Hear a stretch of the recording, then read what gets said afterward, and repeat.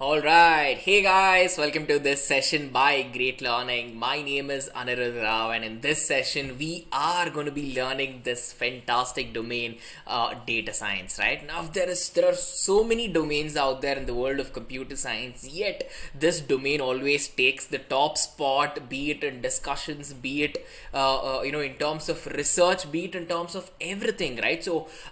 If you guys are looking forward to having a career in data science, if you want to learn all the concepts and so much more, make sure you guys stay till the end of this particular session, right?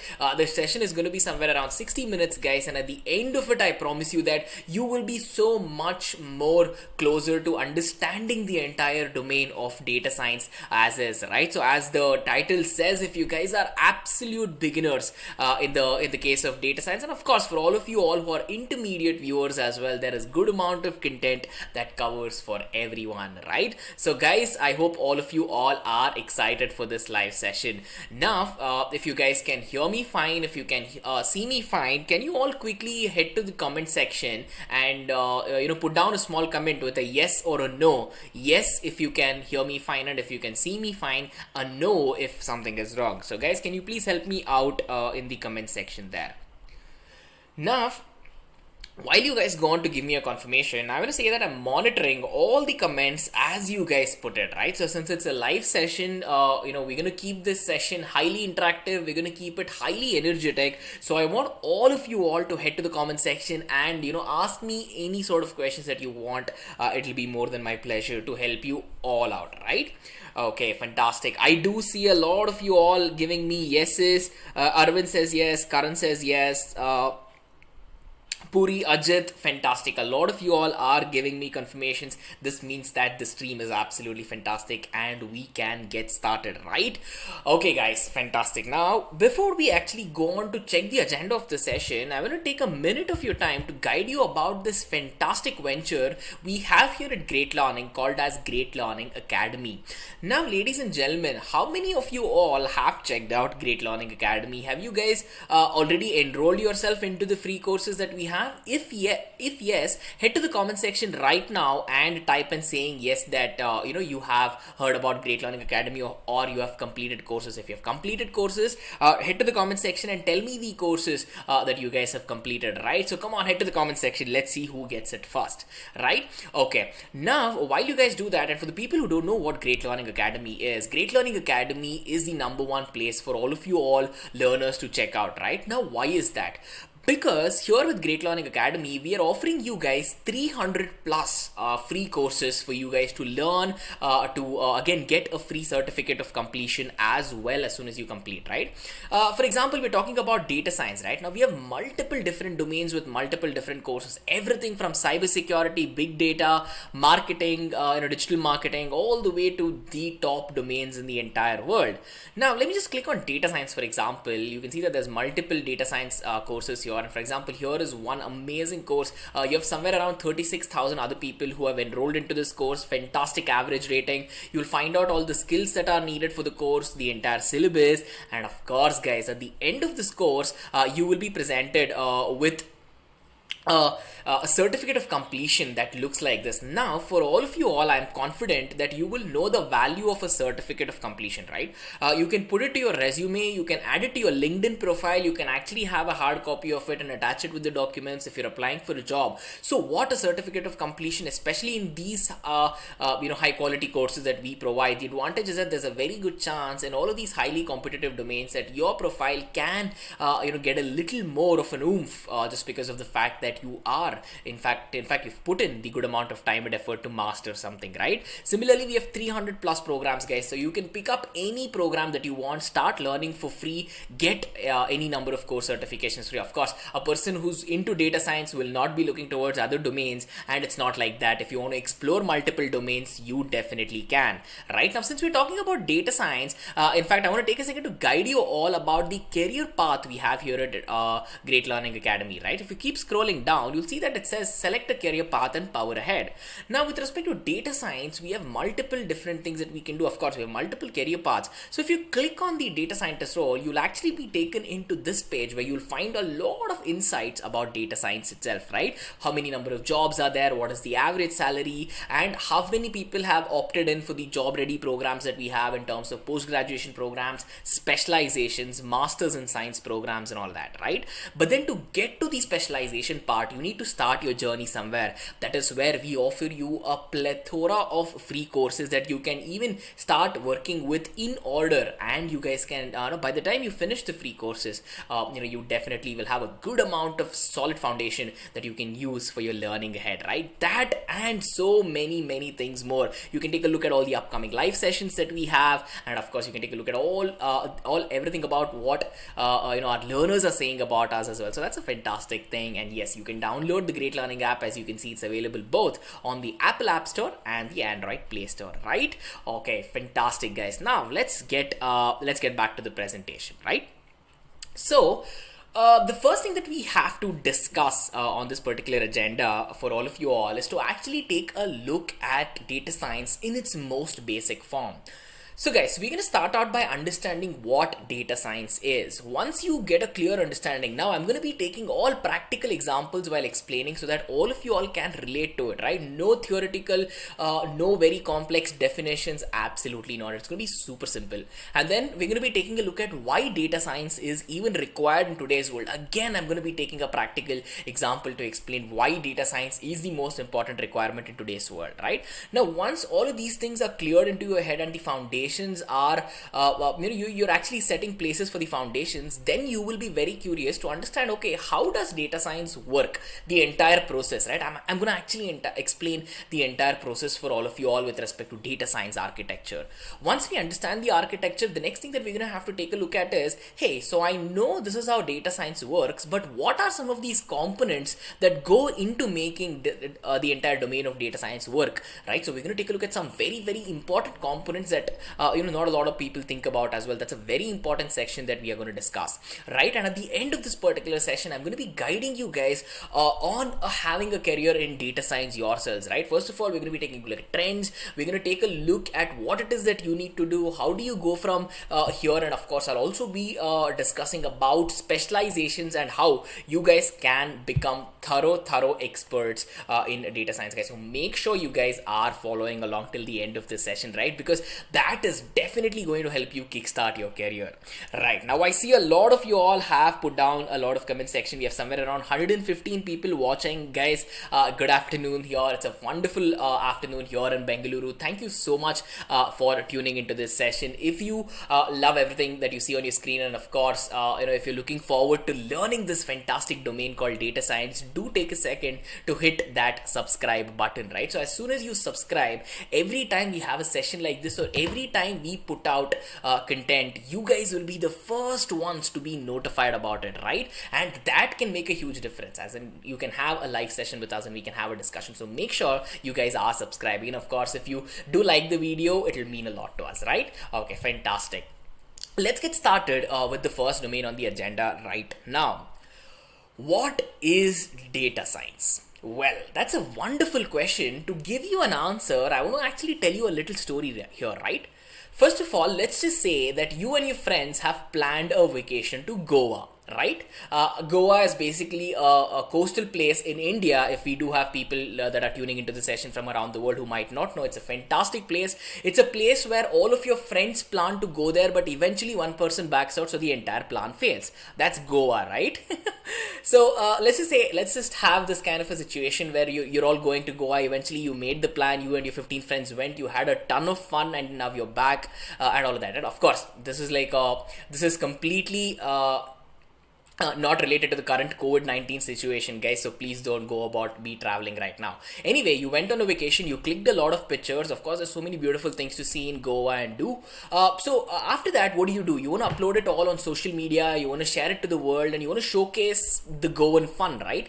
So you go to Facebook and you realize that, hey, we clicked a lot of selfies and we clicked a lot of groupies, and now if I have to individually sit and tag everyone on every single picture, it becomes a real manual task that none of us like to do, right? But if you have seen on Facebook, the images are automatically tagged for you. All that Facebook asks is, it says, hey, can you confirm if this is the same person that's in the picture? You either hit yes if it's correct or no, and 99% of the time it is correct. I've never had a chance where Facebook misidentified someone in a photo. Never. I've uploaded tons of pictures to Facebook, right? That speaks volumes about it. Now, how do you think this is done? Automatic tagging. It has to recognize who the person is. It has to go through your friends list. It has to map it. There's infinite ways of how you can click a picture, but there isn't infinite pictures available of that person for Facebook to recognize. So it's a very intelligent system that does it, right? So this is again one beautiful application of data science, face recognition, machine learning, artificial intelligence. It's basically a science where we actually gather everything we know about the problem at hand, use the data in a way where we would have never used it in this way before. We'll apply maths, we'll apply statistics, we'll transform it in a way where machines can understand what is going on, right? So we have the capability to make the machines intelligent enough so that they understand what's going on, and eventually we will have some results. We use these results to solve the problem, right? That is what a good application of data science is, and in fact that speaks about the entire process of data science in itself, right? Fantastic. The next thing that we're going to have to take a look at is Netflix. Now, I am very, very, very sure that most of you all, if not all of you all, watch Netflix, right? I mean, come on, let's be honest here. Now, when you take a look at Netflix and you realize that, hey, the way the shows get recommended to you, Netflix just feels really good to spend a lot of time on, and you don't feel like you're spending a lot of time there, right? Why do you think that is? Netflix has a wonderful recommendation system, as in it'll keep recommending you beautiful movies and TV shows to watch in a way where you will not feel like stopping or stepping away or moving, in fact, to another different subscriber based viewing party, like maybe like Amazon Prime or I'm not telling that they're bad or anything, absolutely not. I'm just telling you that Netflix have such an advanced artificial intelligence system sitting at their back end that it will work really hard to make sure it brings the best content for you, your choices based on your interest, based on a lot of things about you. That's what makes it so comfortable. It makes watching TV shows and movies very unique. It kind of gives you that experience, right? That's the reason data science is like a really, really, really big part of the entirety of Netflix, right? It sits everywhere. Let's just say that everything from people actually shooting these TV shows all the way to you clicking a play button on Netflix and playing it, data science is fit everywhere. Now that is a very bold thing to say, hey, you know what, data science fits everything from filming all the way to the end, but that is the fact, guys. If we are actually breaking down each processes and having a discussion about it, I can tell you which concept of data science fits exactly where, right from the moment they turn the camera on all the way to the moment you hit that play button, right? So it's everywhere, and that's probably another reason why data science is so popular, right? And then here is a fun experiment I want all of you all to try out, right?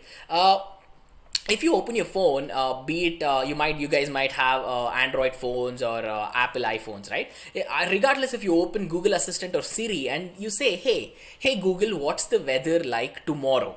Now, how does Google know what the weather is like tomorrow? Tomorrow isn't here yet, right? It's trying to predict or it's trying to guess. It's playing a guessing game.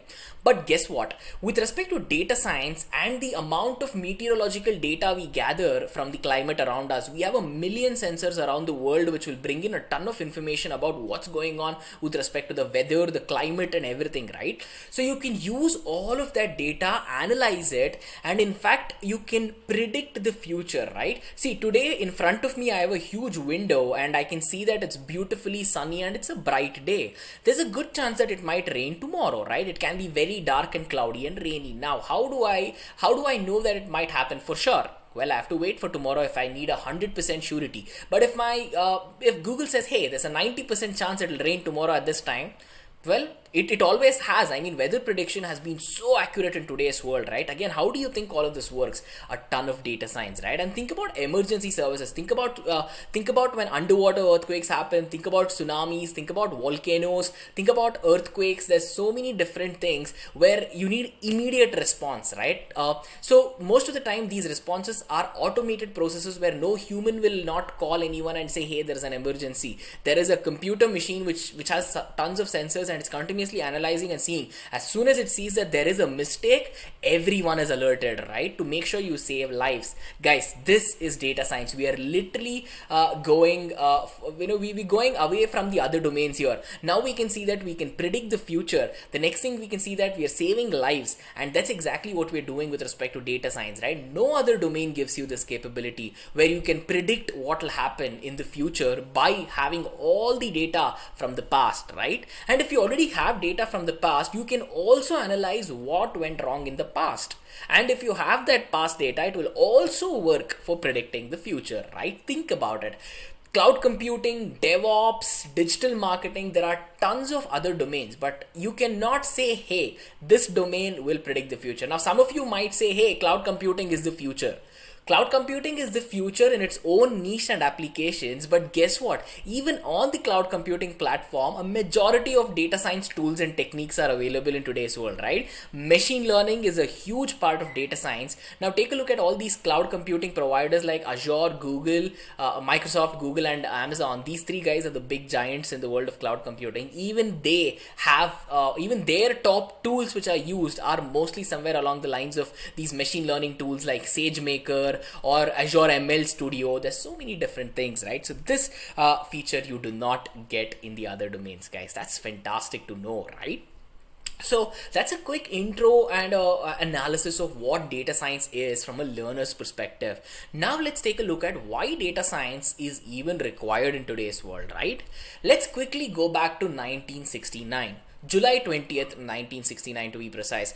So on this date, humans landed on the moon, right? You know, the Apollo missions where we actually, where NASA actually put humans on the moon, right? They landed humans on the moon. Now, the fun fact that you have to take a look at is the amount of computing power we had in 1969, right? Let's just say 1970. The entire computer was running on a 2 megahertz clock and somewhere around 0.004 MB of data. 0.004 MB, the entire aircraft that took humans from the Earth to the moon, right? It's not even 1 megabyte. Now take a look at the amount of storage that you have, right? See, right now in front of me, I see a computer which has 12 terabytes worth of storage. 12 terabytes, right? It's like millions and millions of times more than the storage that we have today. And what you also should look at is the amount of data that we generate today, right? Back then there was the entire craft was just 300 megahertz CPU that took us. But then if you take a look at my phone right now, my phone is a million times faster. In fact, more than a million times faster than entire humanity going to the moon, right? So having a large amount of data that we generate and having today's computation power, right? Again, when you take a look at the computation power we have today, i7, i9, Ryzen, there is literally a ton of supercomputers out there. In fact, even regular computers, if you just look back 10 years, are supercomputers themselves, right? So here's some fun fact. Every single day, 310 billion emails get sent. The world is not even 8 billion people, but yet somehow we manage to send 300 billion emails a day, right? And then 2.6 quintillion bytes of data is generated around the globe. If you don't know what 2.6 quintillion bytes means, it's basically 26 lakh terabytes. Now I just see a couple of hard disks in front of me that's somewhere around 12 terabytes, but if you have to tell me that every single day that I need to store 26 lakh terabytes, that is a huge task. This is happening every day. By the time I blinked and I did this sound, there is again a ton of data that just got generated around the world, right? But then you as a data scientist person, this should make you really happy, because with more the data, eventually you can have a better chance of solving the problem. That's an advantage of data science, again, which you might not be able to get in the other domains as well. Right, now we are going to take a look at the data science architecture. Just before that, let me answer one or two questions and we can go ahead, right? Ajit Bharadwaj says, to enroll in PG program by Great Lakes, is it necessary to be from an IT background? Well, Ajit, definitely not. I mean, if you have a good amount of passion, interest, and dedication, and if you can allot a good amount of time for your learning, I believe even a person from a very non-technical role can become a data scientist. In fact, I have a lot of friends who have done this, right? So they've seen the power of data science. They know what's going on in the domain, so they definitely put a year or two into becoming data scientists, and now they're working fine. They don't have a technical degree, and it works as well, right? So with a good training program, and like what we have here with respect to our data science and business analytics program, you will be trained from the top faculties across the entire globe, be it top faculties, be it top mentors, right? At the end of this particular session, in another 40 minutes or so, I'm going to be guiding you guys towards that as well, so make sure you guys are sticking there, right? And Ravi Teja has a good question. He says, should we learn maths to learn data science? Well, Ravi Teja, the answer to that is actually yes. Mathematics and statistics are very important parts of data science. So you will require understanding of not just why maths work the way it does, but also applying mathematics, right? See, maths and statistics are different, but applied mathematics, applied statistics are also very, very different from our general mathematics. So you should know that as well. Okay, let's finish up this section and we can catch up on more questions, right? Fantastic. The data science architecture, what is all the buzz about in the entire world, right? Well, let me talk to you about the entire life cycle of data science, guys. Everything from the first step to the last step here, right? As you can see on your screen right now, there's actually 5 steps in the data science architecture that we have to discuss, right? So from the first, you can see that it goes from a pattern left to right? So the first step in the data science architecture is data acquisition, right? Now, what are we trying to do with respect to data acquisition? We're gonna come back to this slide again, but let's just talk about the first step in the entire world of data science here. Well, first step says data acquisition. Now, what do we mean when we say acquisition? Acquisition means acquiring something, right? As in having something, bringing in something, or buying something, or something like that. With respect to data science, if you have to perform analysis on something, right? Maybe you want to analyze why your product wasn't selling really well, right? You last month you sold 3,000 let's just say ice creams, and this month you just sold 1,500 ice creams, right? So now everyone is wondering, saying, hey, why did we lose a ton of customers? What is wrong? So for that, you're going to require some data, right? You're going to require feedback from your customers, data. You have to go on all the social media to see what people are talking about your product. Of course, some people will absolutely love it. Some people will absolutely hate it. There are others who say, hey, this is okay, right? Now you need to find all the data from everywhere, store it in structured databases, and eventually give it for analysis purposes or for pre-processing purposes, right? So this is the process where all of that happens. Your data will be coming in from multiple different sources, and it's not just that it's a common data that's coming in. Don't look at it that way.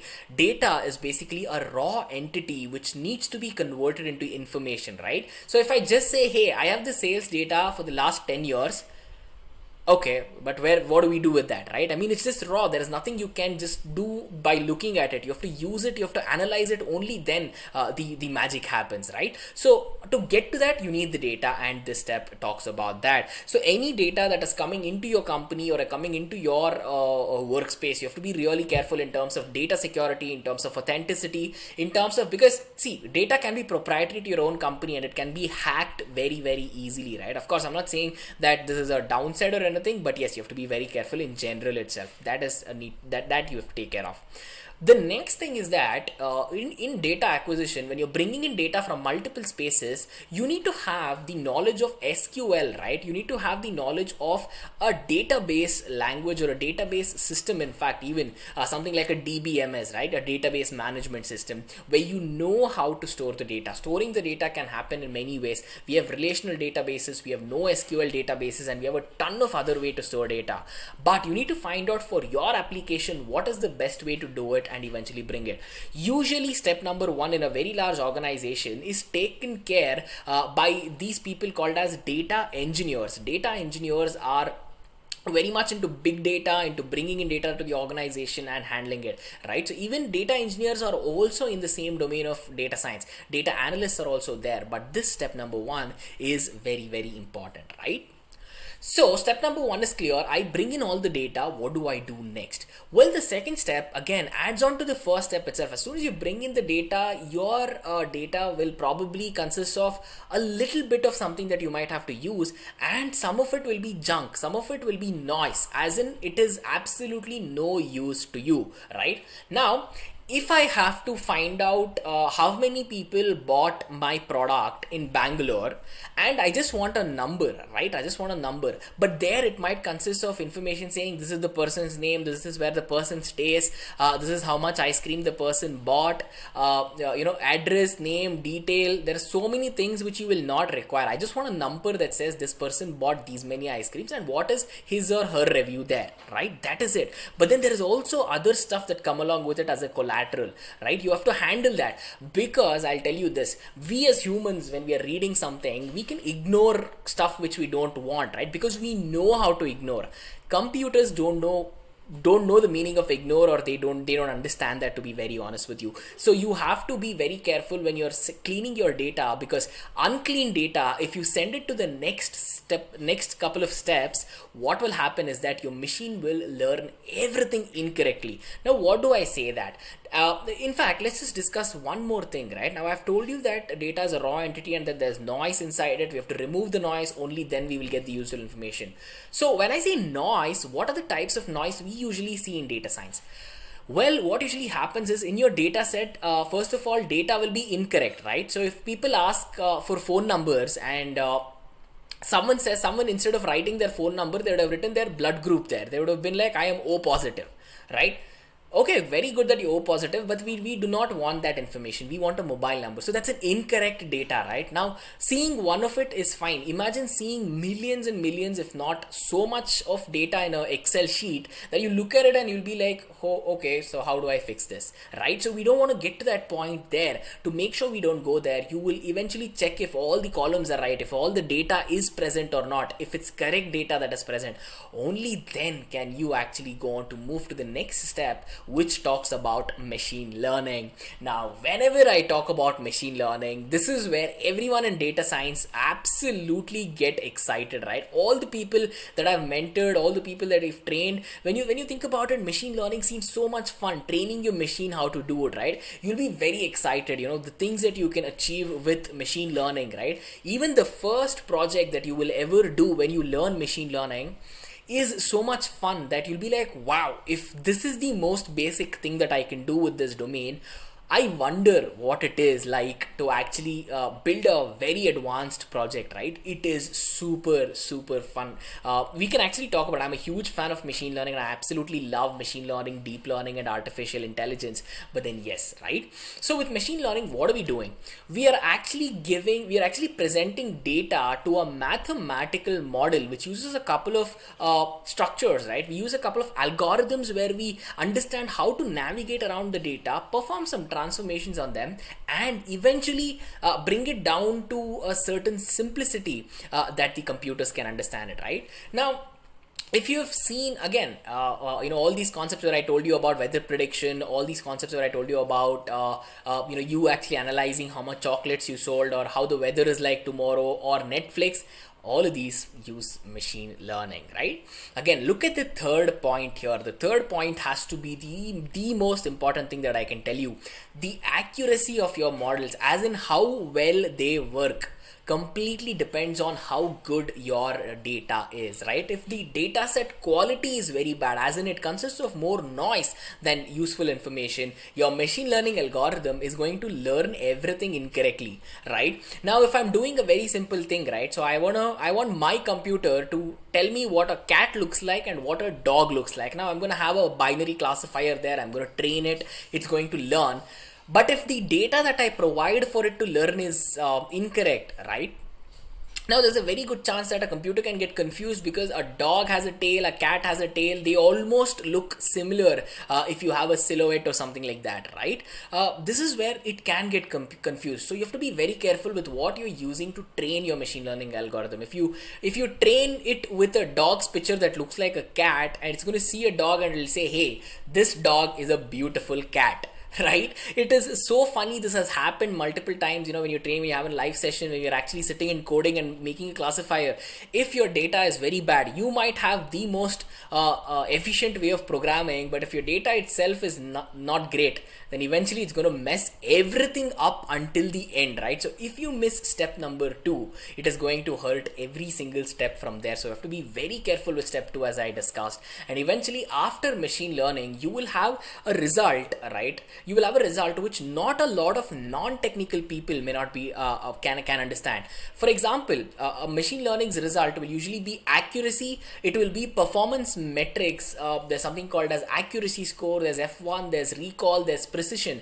Now, all of these things that I just mentioned, if you don't know, are basically numerical metrics that you can use to track the performance of the machine learning algorithm and eventually even the result itself. So, using all of those, if you don't know what data science or machine learning is, you look at it and you'll be like, okay, so what is this? I have no clue what this means. Now think of this situation where you have to explain this to your manager, your boss, or your customer, your client, or anyone. You don't expect them to be experienced machine learning engineers or experienced data scientists, right? So you need a way to actually take machine learning data and put it in a way where everyone understands. That is where step number 4 comes into the picture. That is where data visualization comes into the picture, in a way where you actually use the result and make it understandable. You take the data, you take the result, you create it in a way, you convert it in a way where it looks like beautiful looking graphs, dashboards, reports, right? So many different things which will eventually help you understand the data better. Now, here is a fun fact if you didn't know. Humans can actually understand images 3000 times faster than looking at text. Now, that's the reason I might have a lot of images in my PPTs when I'm teaching you guys, right? I'm just kidding. Anyway, but yes, it actually is a fact. It works, and we all love seeing movies. We all love clicking pictures. Why do you think that's the case? We love the feeling that we get out of it, right? So using this as an advantage, when you can convey a point and make someone understand something faster, why will you not do it, right? So that's important, because the result of step number 4 is exactly what we require in step number 5. Step number 4 will say, hey, here is the result to your problem. But without step number 5, you cannot actually use it. So you use the result to eventually have solve the problem. When I say solve the problem, I mean deriving some key insight. Why did the chocolates only sell 1500 quantities and not 3000 quantities? Google told me that tomorrow it will rain like anything, but it is very sunny, right? So if this was tomorrow, I would say that some things like this can happen, right? So you have to take everything, analyze it, create beautiful looking graphs using that, and eventually you will understand that using this kind of an approach in data science basically helps you solve a wide variety of problems, not just in data science, but with respect to any other domain where data science applications can be put as well, right? Now let me quickly go back to a step where I actually show you the entire process. Now that you understood each and every step from step number 1 to step number 5. Step number 1 was where we brought in the data. Step number 2, which is data processing, is where we clean the data and we made sure that there is useful information rather than raw data. And eventually we gave it all to a machine learning algorithm. This can be machine learning or this can be deep learning. Deep learning is a concept where you make your computers not just understand stuff, but make them think like human beings, right? You might have heard of a concept called as neural networks. The name neural network comes from neurons which we have in our brains, right? So we are literally attaching the human brain concepts to teach our computers now, and that's a fantastic thing. Of course, I am a subject matter expert in deep learning, so it is an absolute pleasure. I definitely I am in love with all of these domains, and probably you can see from my enthusiasm, right? And I want this for all of you all, right? So eventually from machine learning you go to data visualization. Regardless of machine learning, deep learning, whatever it is, data visualization will bring your result to a point where it is understandable by a wide amount of audience. Once it is understandable by a wide amount of audience, you want to make sure that they all understand it. So that is where you actually use the data and say, hey, here was our problem, here was the proposed solution, and eventually we used these concepts of data science to solve the problem, and this is why we didn't sell that many chocolates. This is why Google predicted either correctly or incorrectly tomorrow, and all of that, right? So this is the entire data science architecture. Of course, there is a million things to data science, but then if you do not understand, or if you do not cover these fundamentals, whatever you do next will definitely be very difficult, right? So I want all of you all, see guys, at the end of this particular video, I want to make sure that all of you all have a solid understanding of data science so that eventually you can get started to learn further. And let me just check the comment section again. I want to see how many of you all are watching this video, right? So we have somewhere around 170, 180 or 200 people watching this particular video. I want all of you all at the end of this to come out as a data scientist, a data analyst, or whatever it is that you love, right? So now we've actually taken a look at, we've taken a look at what data science is, why we require, where it is used, practical examples, the entire architecture of data science, how each of the steps work, how it works together. We have learned all of it until now. So what are we going to learn next? We learned how the architecture works, but we did not think about the components that go into the architecture, right? So we're going to be discussing some of that. Don't worry, none of this is super technical, or I won't be getting into like a lot of hardcore data science complex stuff. No, this is a very simple concept where we're going to be discussing 4 very important components. One is the data set, 2 is the programming language, 3rd is the user interface, and 4th is the problem, right? We might have some of you all who are curious at this moment of time where you guys can say, hey, why do we have a problem as a component of data science? Now I'm going to answer that. You guys also think about the answer to it while I actually pick up some questions, right? Varshini has a question. She says, what is required to become a data scientist for a BCom graduate with a non-coding background? Well, Varshini, the most important thing that I think you will require is the passion, the dedication, and your interest towards these domains. Because if you have all these 3, trust me, you can get started, right? Well, yes, if you have a technical degree, it will help you slightly understand the concepts quicker, but it doesn't mean that if you don't have a technical degree, you cannot do it, right? You can do it. There is no requirement for this, right? So all these programs, all the courses that we have will definitely get you started from scratch, even if you didn't know anything, right? Now the video itself, the live session we're having right now itself is called Absolute Beginners, right? This is aimed for all of you all who might have never used or understood these domains before, right? Okay.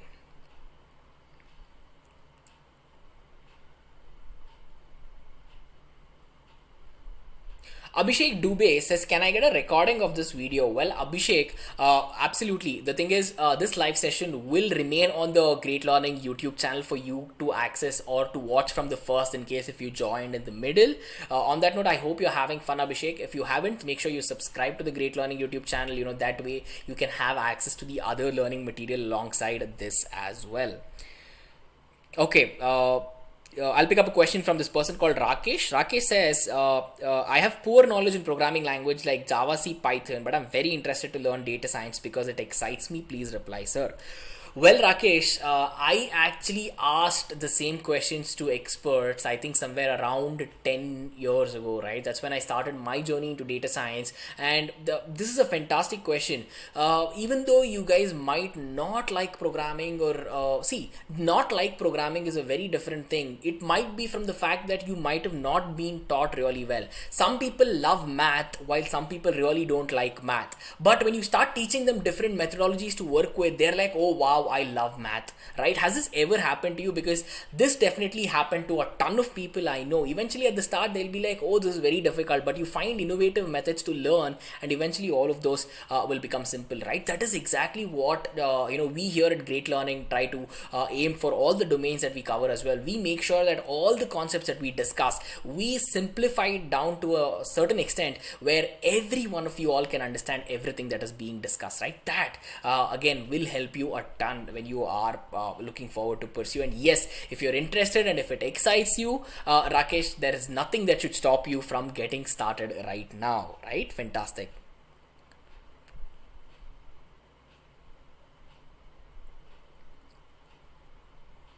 Okay, guys, let's discuss the components of data science, and I'm going to come back for more questions, right? The first component that I have in my mind is a data set, right? Now, when I say data sets, right, think about the name data science. Data is literally the first name of data science. Of course, without data, there would not be any domain, right? As we have already discussed, data sets are super important. It is very important in a way where you will also look at how structured the information is, or is everything just randomly thrown into an Excel workbook? Is it jumbled? Is it random? A lot of things you have to even think about while just bringing into your organization itself. One thing which will help a lot is a good quantity of data. Another thing which will help even more is good quality of data, right? So quantity and quality will directly affect your performance. So this is a very important component to have.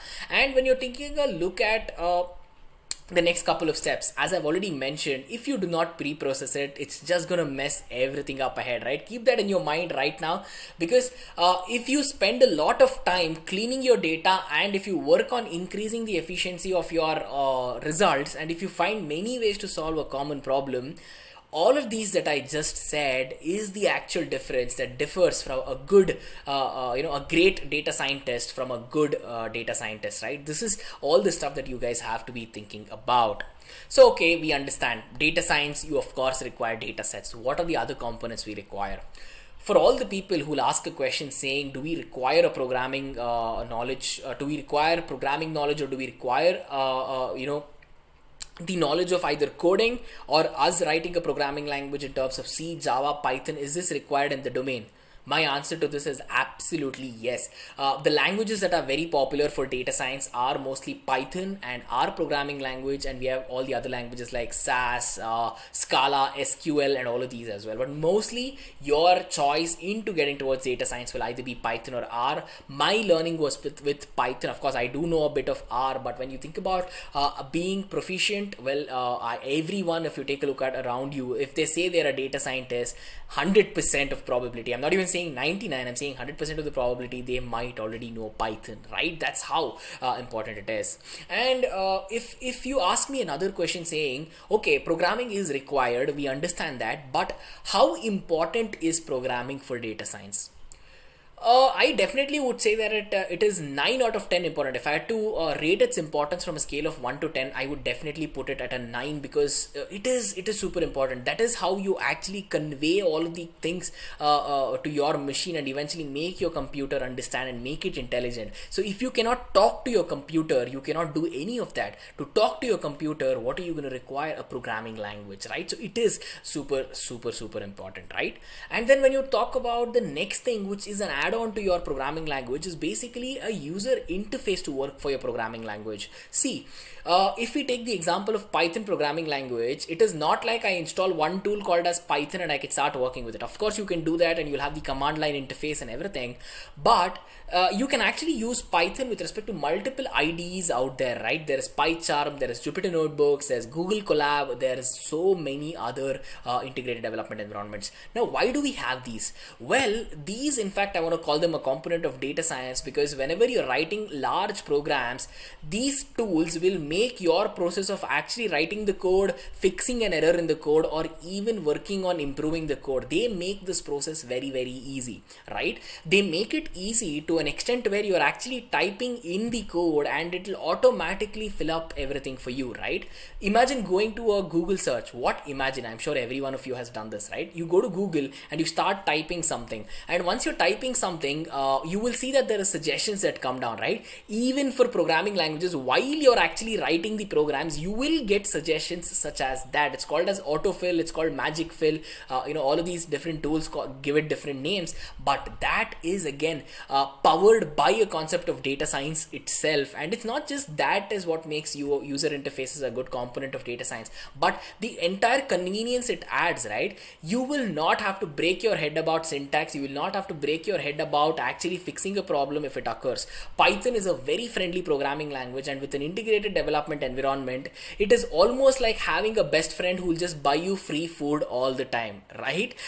that is an analogy you guys should understand, definitely, right? So that is what an user interface is with respect to data science, in my opinion, because at the end, if it can take away a lot of your workload in a way where you can concentrate on solving the problem, you can concentrate on logic, you can concentrate on thinking out of the box solutions, or you can think about making your program more efficient, right? If you have these four of the most biggest advantages that a programmer can have, why would you say no to that, right? That's the reason a user interface is a component of data science. And guess what? This is a component that not a lot of people will talk about, but this is how important it is, and I definitely want all of you all to know about it, right? Okay, the next thing is the problem. A problem is the component of data science, because without an actual problem, what are you trying to solve, right? If you have a problem statement that says, hey, why did I sell 1,500 ice creams instead of 3,000 ice creams like I always do? That is a problem statement. Eventually, you can solve that by using every step, every component, and everything we have discussed on this particular video. If you have the data of your ice cream sales in the past, you can analyze everything to a point where you can say, hey, okay, so eventually this month we sold only 1,500, but I predict that next month we might go back up to 2,000 or 2,500, right? You can predict the future as well. But to get to all that point, you need the problem. It's not just about having a problem. The world is full of problems, but when you take a look at having the problem, you will actually understand the problem in a good amount of detail, and it will help you. Understanding the problem has a huge advantage in a way where it will help you drive multiple different results to the same problem, right? It's not like there is one problem here and there is only one data science solution you can apply to it. That is never the case. If you have one problem, if you're using the domain of data science or machine learning, you can have a ton of different solutions. Of course, all of them will not be efficient, or all of them will not be meaningful, but if you have that capability to draw out multiple solutions for a problem, that is another thing that's going to differ a great data scientist from a good data scientist, right? So to be that extra, you definitely need all of these things, right? Fantastic. The next thing that we're going to discuss is having a career in data science. Right now, during the COVID-19 pandemic, I have been asked so many questions with respect to data science. I actually took a good amount. I actually, in fact, researched for a good amount of time, as in somewhere around a couple of weeks, where we had to see what data science was doing in the COVID-19 pandemic.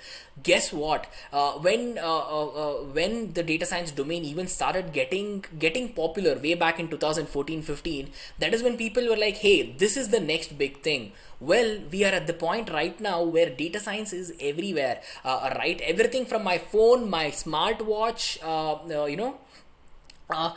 my computer, my house, the locks on my house, and my light, if you have smart lighting and all of that, so you can run literally everything by making use of data science. The TV show I watch on Netflix is powered by data science. If you guys are watching this on your Mozilla Firefox browser, you're using somewhere around 230,000 lines of code written in Python, and some of those lines also talk about data science concepts. There you go. That's the reason we are again one of the top 10 careers to have in the entire world right now. There is another saying you might have heard, a data scientist's role is called as having the sexiest designation in the world of data science. Again, I'm so sorry for the informal language, but that is how it is, right? When people attach these kind of things to the domain, it just skyrockets, and there are valid reasons of why people do this as well, right? So again, to quickly talk to you about the COVID-19 pandemic that I just spoke about. In March 2020, we saw a lot of people lose their jobs. But if you take a look at the number of Python developers, number of R developers, the number of data scientists, data analysts, data engineers, big data specialists, and even a couple of other domains which have tiny links to data science, when I actually sort of analyzed all of these things and what's happening, who's getting laid off, why, you will be very surprised to find out that almost 95% of the data scientists or the specialists or whatever, they were not fired in March 2020. Because I asked a lot of people, in fact I connected with a lot of experts who have been in the industry way before even data science even started, right? I mean, I actually spoke to them. I asked them, hey, why is this happening? And all of them said the same thing. There is so much demand in the market right now that you will want more and more data scientists. Who is foolish enough to actually fire the people that they have, right? Wow, think about that. There is so much demand where having your job even outlasts an actual recession period, right? Recession proof job. I'm not saying data science jobs are recession proofs, please don't attach that here, but what I'm trying to give you is that the domain is so fundamentally strong that regardless of what's happening, there will always be a constant demand, there will always be high paying salaries, and eventually there is always jobs for freshers which are fantastic. There's always an availability and they're paying really well as well. But if you take a look at understanding what a data scientist does, this is where 4 skills are very much important. He or she must be a mathematician, he or she must be a trend spotter, he or she must be a programmer and a business manager. If all these 4 people become one person, that person you can call a data scientist. First of all, we require mathematics. Without mathematics and statistics, it is almost impossible to understand why the domain of data science works the way it does, right? Second thing is trend spotter. If you analyze what's happening and if you have a knack for data, if you know what might happen, if you know how to take a look at, for example, right, everything when it is trending, the sales will just go mad. For example, when usually when the iPhones come out, it's a trend that everyone has to get the new iPhone. You remember back in the day we had those fidget spinners, those 3 things where you keep spinning it. Everyone, right from a newborn baby till my 85-year-old neighbor, wanted a fidget spinner, right? That is what demand supply, that is what a fantastic trend creates in the market. Everyone at every corner of the globe will want it no matter what. This kind of to create that kind of a trend or a hype, you're going to require knowledge of how to spot it, right? Now Bitcoin is a fantastic example, right? If you had invested a ton of money as soon as when Bitcoin was brand new, of course you wouldn't, because you didn't know about it, or you never thought that it might take off. But then if you did, now it would be a different billionaire's ball game, right? So that you have to have the capability to spot trends. And then being a programmer, of course, as I told you, without programming there's a very good chance it's going to be difficult. You can use all the math, you can use all the statistics, you can understand, but if you cannot make your computer understand all of that, you will be very limited with what you can do. I'm not saying that without programming there is no you cannot become a data scientist. You probably can, where day to day you might not be using programming, but it will link it back in a way where if you do not have that skill, down the line you will be put in a position where you have to upskill yourself there, or else you're not excelling forward in your career. To avoid all of that, make sure you guys are concentrating on your programming, right? And then a business manager's role. Why are we talking about business and data scientist? Well, let me tell you this. The first 3 guys, right, mathematicians, trend spotters and programmers, as a data scientist, these 3 people can actually solve your problem, 100% solve your problem. But if you have to solve the problem with respect to your business guidelines, that is where you require a business manager, right? Let's just say the first 3 people can solve a problem in 10 days. But the client says you have 2 days to do it. Every one of you all, if you guys are working, if you guys are all working, and if you're watching this video right now, you will understand what I just said, right? The work will be for 10 days, but your client says, sorry, I want it in 2 days. That is where you have to have the business managerial skills to know what to do to deliver it in 2 days. That skill is also required as a data scientist, and that skill is very much needed for your first job as well. So that's what I just wanted to convey. And I just told you, right, it's an almost recession proof career. Of course, it's a prime requirement in today's world. Machine learning and AI are just taking off. There is no holding that domain back, at least for the next 10 or 15 years, right? So even if you cut out 1, 2 or 3 years of your learning to become completely a thorough expert in the domain, you will have such a far growing domain out there that eventually you will be growing super fast in that same elevated graph way, right? Yes. And of course, data science and healthcare is what we require right now. Data science and healthcare are 2 domains, right? See, healthcare and computer science are very different, but when you bring them together, the output, the applications you build out of them is absolutely fantastic. You can detect cancer quicker in a to an extent where you can eradicate it. There are so many different things that using data science AI in your medicine approach can help humans, and it will sort of give it that superhuman boost that's needed for healthcare, right? That is the reason, in fact, I got into data science all those years ago, but then that's a different story. But it's very, very important in terms of healthcare and data science, right? Bringing these two domains, bring two different things which has absolutely nothing to do with each other, and then you build the most powerful and beautiful applications out of it. There is nothing more than that makes me happy. Okay, anyway, let's talk about the popular data science designations that we have out there. If you are curious, and if you say, hey Anirudh, can I only become a data scientist if I look towards data science? The answer is no. The answer is absolute no, because data science is so big, it is so vast, you cannot put a designation and say this is what you'll be doing. Of course you can become a data scientist. Alongside a data scientist, there are other roles as well. For example, a data analyst's role. An analyst is very much into taking in the data, applying math concepts, statistics concepts on it, breaking it down into simpler terms in a way where you sort of like hunt your data down for more information. It's like those movies when we used to watch in our childhood where you just go to a random beach, you start digging and you'll find a treasure box full of gold. That is what a data analyst does, finds a treasure box full of gold.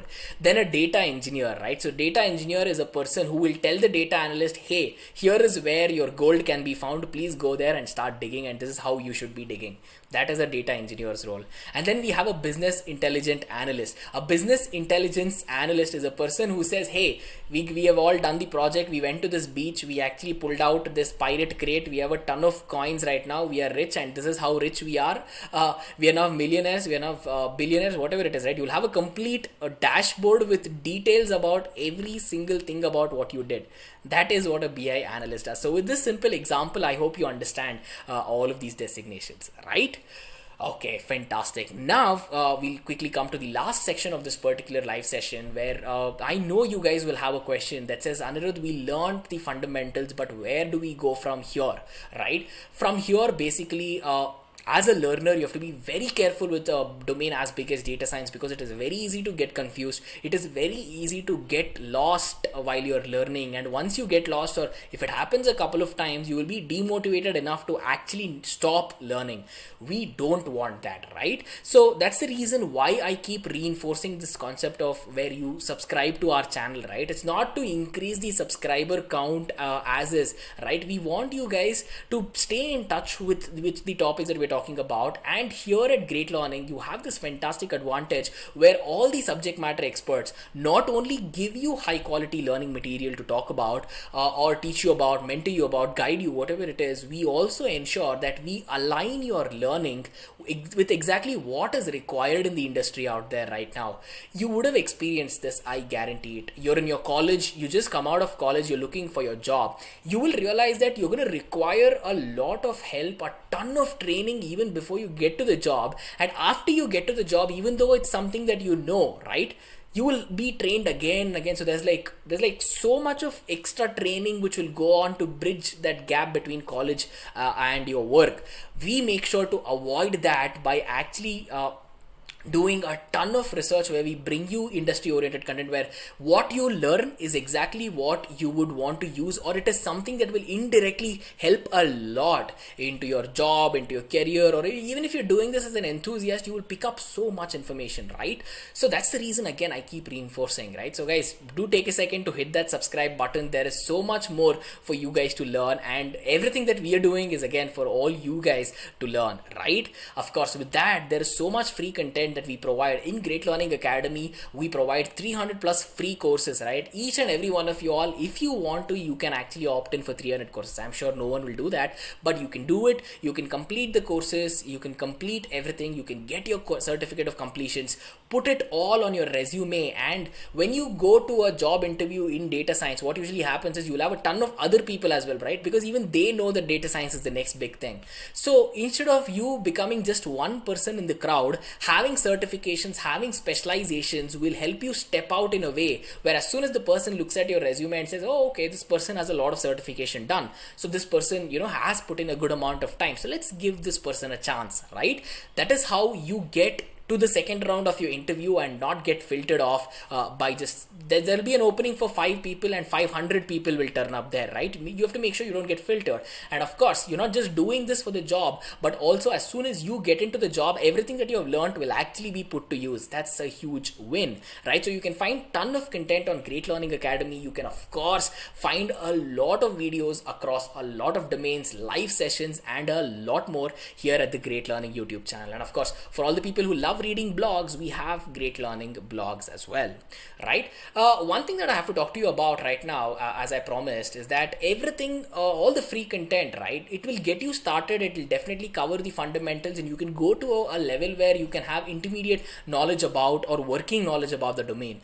But if you guys have to go from just being complete beginners all the way to being thorough experts, I definitely suggest that you spend your time and effort looking at a specialization program. Now let me actually open up a specialization program. You can access that page from Great Learning Academy as well, or greatlearning.in. I'll click on these career transformation programs on the top right. Let's just give it a second for the page to load, and as soon as the page loads, you will see that we have a lot of top ranked programs, right? These are post-graduation programs, these are specialization programs where you'll be spending months together to make sure that you guys become an expert, right? For example, let me quickly guide you through one of these fantastic programs we have here. It's called as the post-graduation program in data science and business analytics. Guess what? This is considered to be India's #1 course for data science and business analytics. India's #1, right? You will find out all the reasons about why we are ranked #1 and why you should invest your time and effort with Great Learning. Once you go on to check that, at the end of this, what comes at the end of this is that you guys will be completely, because this is an 11-month program. This is not something you buy a course, you watch it from morning to evening, you're done. No, this is a 11-month completely online program, at the end of which you will have you'll have 2 beautiful certificates. One from the University of Texas at Austin, which looks like this. It says that you're a person who has completed the post-graduation program in so and so, and then you have another certificate from Great Lakes Executive Learning, which again gives you this surety that you've completed your certification, right? After that, you're going to take a look at the entire curriculum. The curriculum and everything you learn is basically designed in collaboration with some of the most fantastic faculties with Great Lakes and of course the University of Texas Austin, the McCombs School of Business as well. The faculty, these courses are again all taught by the faculties of Great Lake, UT Austin. All these guys are practicing data scientists, analysts, experts, and eventually you will everything from the data science foundations all the way to understanding every single step of the way, right? Each of these modules have submodules will have projects will come with quizzes. There is so much more, and eventually you'll have a capstone project which you'll be doing with the guidance of an industry leading mentor that you can take help, finish the project, put the project on your resume as well, because that is a real world project you'll be working on. And then we have resume building, mock interviews, 1:1 mentorship, and access to career fairs as well, right? So if you just keep scrolling down, you will find ton of more details. You'll understand the faculties will be teaching you, the mentors will be teaching you all the advantages of being a part of Great Learning, understanding for example, everyone usually looks towards seeing, hey, what sort of career support can you provide if I pick up a program, right? We here make sure to empower our learners with everything that they will need for their career. So all of that you can take a look at, all of our learning achievements, all the journals that we have, so many learners, conferences, papers published. You can take a look at every single thing, even the reviews, the fee details, and everything else regarding if you guys want to pick up an education loan. In fact, you can find multiple partners who are associated with us where you might be able to get a 0% interest rate loan as well. Again, more of these details you can actually talk to our experts here at Great Learning, right? So guys, at the bottom of the page, give me 1 second. So if I open this page again, let me just scroll to the end of this particular page.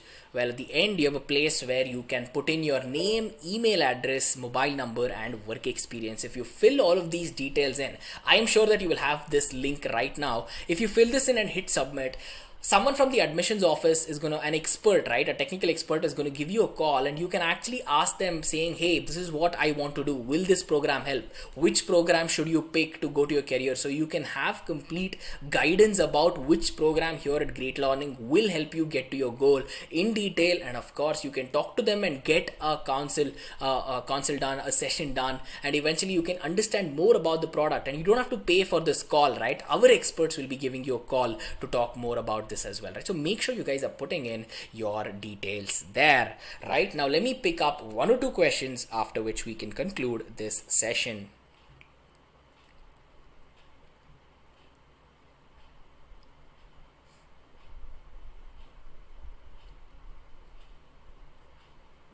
There's a comment from this person called L. He or she states, will you be teaching programming soon? I mean in the future videos. Well, L, I have actually put out multiple content out here at Great Learning. If you guys, I don't know, if you guys take a look at the Great Learning YouTube channel, of course, even in Great Learning Academy as well, you will find a lot of courses.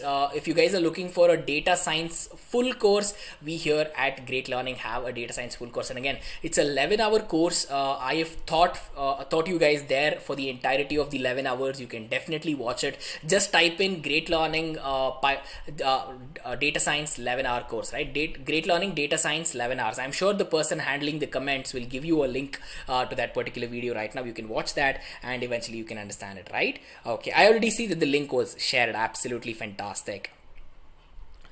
Sarumati has a question. I am BSc electronics student. Can I start my career to become a data scientist? Well, Sarumati, you definitely can. As I told you, there is nothing that says you have to compulsorily have this and this to start data science. No, if you have the interest, if you have the passion, please start right now, because at the end of the COVID-19 pandemic, we are already seeing graphs slightly increase even higher, to a point where the average salaries have gone up. The number of job hirings has gone up. The number of people who are hiring around the world has gone up, right? See, it's COVID-19 pandemic. Everyone is working from home. I am working from my home right now. So companies where you might not be able to apply before, right? Because they were in the US and they were hiring only people in the US. Or if you're looking for a company which is in South Africa, they were hiring only South Africans there. Now, usually it has come to a point where everyone is open to the entire world, because remote working will become the new standard, is at least what I think is the direction that we're gonna go, considering that you can actually apply literally to all the jobs around the globe, and everyone will give a good amount of time and consideration to it because of the situation around us, right? It's a huge advantage right now for all of you all to get started with it. Architect Code says projects help retain knowledge too. Yes, that's the reason we use multiple projects to teach. Of course, in all of the post-graduation programs, we have your Architect Code.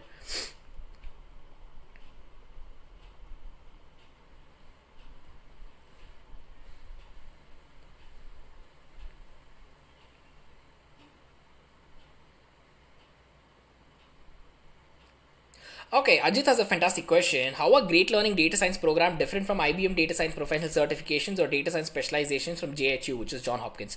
That's a fantastic question, Ajit.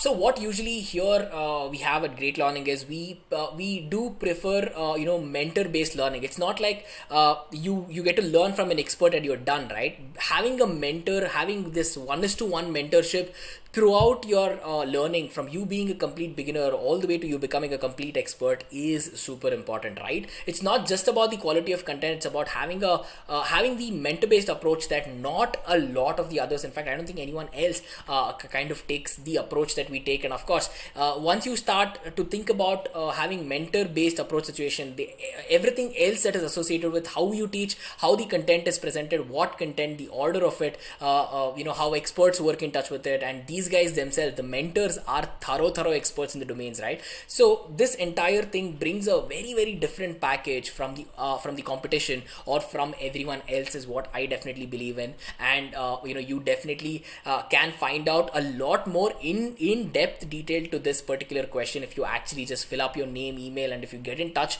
with some of our admission officers, they will give you thorough insights about your answer as well. So I hope that helps. Okay, fantastic guys, one last question and I'm gonna end this, right? Arvind says, I am 10th student. I want to become data scientist. What can I do? Well, Arvind, that's a very good thing that you've started out pretty early. 10th is definitely a very good time to start programming. I suggest you head to Great Learning Academy and get started with the data science foundation course that we have. Starting out from there, you will find multiple courses in the career path that you can use to actually learn a good amount of things. And once you sort of finish a couple of courses and your interest has solidified in the domain, you can look at specialization and post-graduation offerings then, right?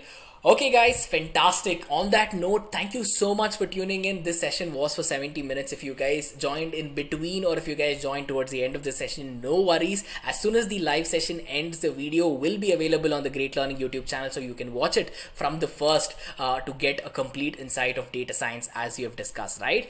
Okay guys, fantastic. This has been an absolutely fun session. As always, you guys are super energetic. As always, you keep it highly interactive, which I absolutely love. It's a complete pleasure to be teaching all of you all. The COVID-19 pandemic is not yet over, so please wear your masks, social distance. If you're eligible for a vaccine, please go get the vaccine shot and eventually do everything that you have to do to stay safe from this situation, right? The learning curve definitely for data science is a little steep, but with the tools and techniques that we provide here at Great Learning, you can navigate this domain in a very easy and an understandable manner. So use all the content that we provide, and eventually I am confident that every one of you all who are watching this video or who tuned into the live session, I am confident that you guys can definitely become data scientists, right?